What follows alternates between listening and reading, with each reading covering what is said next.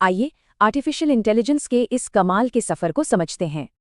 सोचिए, एक सवाल जो कभी सिर्फ कहानियों में था, आज हकीकत बन गया है। इसकी शुरुआत किसी चिप से नहीं बल्कि एक बहुत बड़े सवाल से होती है। 1950 के दशक में एलन ट्यूरिंग ने यह सवाल पूछा और एक क्रांति शुरू हो गई। और फिर 1956 में नाम मिला आर्टिफिशियल इंटेलिजेंस। उम्मीदें बहुत ज्यादा थीं, पर असलियत में ये सफ़र सोचा था उससे कहीं ज्यादा मुश्किल होने वाला था। अब चलते हैं उस दौर में जब ये शुरुआती सपना धुंधलाने लगा था। दशकों तक प्रोग्रेस धीमी रही, फंडिंग रुकी और शक बढ़ता गया। तो फिर ऐसा क्या बदला? दो बड़ी वजहों ने इस लंबे विंटर को खत्म कर दिया। 2000 के बाद डेटा और कंप्यूटिंग पावर में जबरदस्त उछाल आया और एआई को नई जिंदगी मिली। इस नई ताकत से वो चीजें मुमकिन हुईं जो कभी नामुमकिन लगती थीं। 2010 के दशक में आई डीप लर्निंग।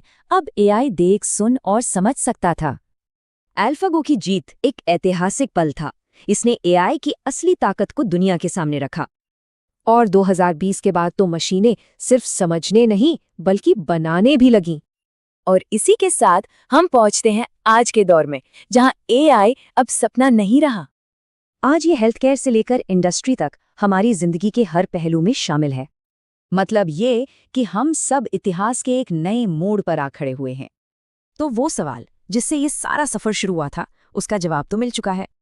असली सवाल अब ये है कि इंसान इस इंटेलिजेंस को आगे कैसे बढ़ाएगा, क्योंकि इस कहानी का अगला हिस्सा हम सबको मिलकर ही लिखना है।